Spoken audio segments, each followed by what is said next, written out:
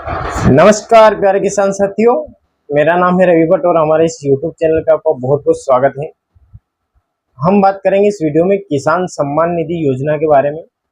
अभी तक बीजेपी सरकार ने जो एक योजना चलाई थी किसान सम्मान निधि, जिसके तहत किसानों को 2,000 रुपये हर 4 माह के अंतराल में दिए जाते थे, जिस करके एक साल के अंदर 6,000 रुपये प्राप्त होते थे।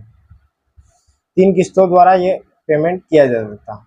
अब इस योजना की 17वीं किस्त आनी बाकी है। 17वीं किस्त फिर से एनडीए ने शपथ ग्रहण कर लिया है। एनडीए के अब सरकार बन चुकी है, वह योजना बिल्कुल चालू रहेगी और 17वीं किस्त आने की संभावना लगभग जून माह के अंत में या जुलाई माह के फर्स्ट सप्ताह में आ सकती है, क्योंकि सभी किसान साथियों को 17वीं किस्त का बहुत इंतजार है।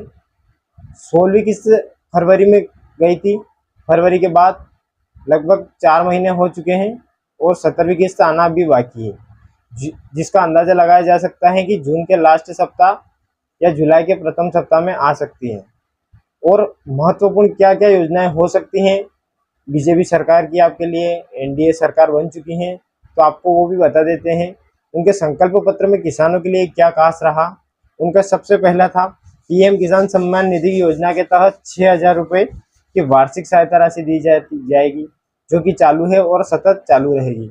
दूसरा था फसल बीमा योजना के नुकसान के लिए जांच की मॉडर्न टेक्नोलॉजी का इस्तेमाल किया जाएगा। यदि हमारी फसल में किसी भी प्रकार का कुछ भी नुकसान होता है तो उसके लिए एक नई मॉडर्न टेक्नोलॉजी इस्तेमाल की जाएगी, जिसके तहत आपका सर्वे हो जाएगा और आपको मुआवजा उसका प्राप्त हो जाएगा।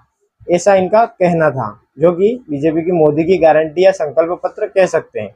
और तीसरी जो योजना थी, एमएसपी में बढ़ोतरी को जारी रखेंगे। मतलब हर साल हमारे फसल का जो न्यूनतम समर्थन मूल्य होता है उसको हमें जारी रखेंगे। मतलब इस साल इतना परसेंट बढ़ेगा, फिर इतना परसेंट बढ़ेगा, हर साल बढ़ाने की एक योजना है जो उस सतत बढ़ती रहेगी, ताकि किसानों को महंगाई के साथ साथ अपनी फसलों के दाम में भी न्यूनतम समर्थन मूल्य बढ़कर मिले।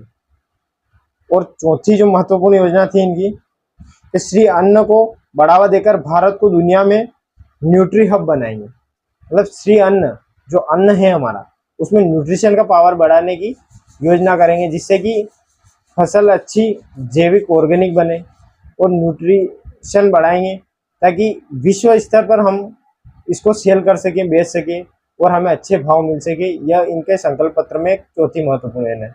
पांचवी इन्होंने कहा था कि नेचुरल फार्मिंग को बढ़ावा देकर कस्टम हायरिंग सेंटर बनाएंगे, कि नेचुरल फार्मिंग करेंगे। ये कृषि हमारी आजकल नेचुरल नहीं रही, प्राकृतिक नहीं रही। हमारी कृषि में आजकल रासायनिक चीज़ों का ज़्यादा उपयोग होने लगा है, मशीनरीज का ज़्यादा उपयोग होने लगा है, तो उसके कारण से हमारी कृषि आजकल रासायनिक हो चुकी है। तो अब इनका कहना है कि हम जैविक खादों का प्रयोग करेंगे और जैविकता के माध्यम से नेचुरल चीज़ों बनाने का अधिक से अधिक प्रयास करने की कोशिश करेंगे। फिर छठी महत्वपूर्ण योजना रहेगी इनकी, कृषि नेचुरल मिनरल सिंचाई क्षमताओं को विस्तार, स्टोरेज फैसिलिटीज बढ़ाया जाएगा। मतलब कि इनकी ये योजना है जो कि आपके सिंचाई क्षेत्र के तहत, सिंचाई के तहत आपके क्षेत्र में सभी प्रकार से पाइपलाइन के माध्यम से, नहरों के माध्यम से सभी तक पानी पहुंचाना रहेगा। जिस प्रकार से नीमच मंदसौर संसदीय जो क्षेत्र था, इसमें आपने देखा होगा कि अभी बड़े बड़े पाइप आए हैं, बड़ी बड़ी लाइनें नहर के माध्यम से या पाइप के माध्यम से सभी के खेत तक पानी पहुंचाया जाएगा। एक महत्वपूर्ण योजना रही। उसी प्रकार से इनके अच्छे हब बनाए जाएंगे, बड़े बड़े स्टोरेज बनाए जाएंगे और उसके माध्यम से आपको पानी वितरित किया जाएगा।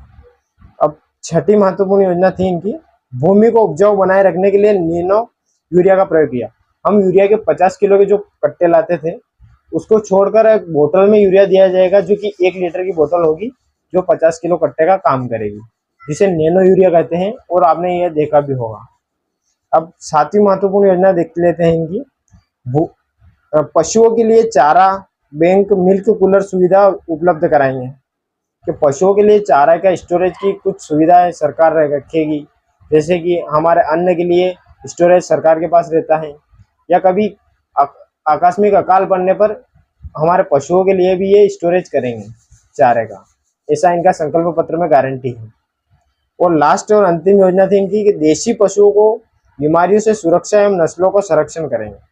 कि देशी, आजकल हमने देखा कि हमारी गायें हो, जो भी जानवर हैं, उनकी देशी नस्लें समाप्त होती जा रही हैं और विदेशी नस्ल ज़्यादा उपयोग कर रहे हैं।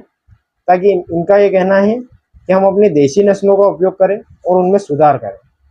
ये सभी योजना है बीजेपी के संकल्प पत्र या मोदी की गारंटी योजना में है। तो आप सभी किसानों को ये लाभ मिल सकता है। एनडीए की पुनः सरकार बन चुकी है और आज है 9 जून 2024 का दिन है। आज शपथ हो चुकी है। माननीय प्रधानमंत्री श्री नरेंद्र मोदी ने पुनः शपथ ग्रहण हो चुका है और उन्होंने पुनः शपथ ले ली है, जो अगले 5 साल के लिए उनका कार्यकाल रहने वाला है। और आगे हम जानेंगे कौन हमारा कृषि मंत्री बनता है, हम किसानों से संबंधित क्या योजनाएं इनकी आती हैं, सभी प्रकार की जानकारी आपको इस चैनल के माध्यम से दी जाएगी। हमारे चैनल को सब्सक्राइब करिए, वीडियो को लाइक करिए। धन्यवाद।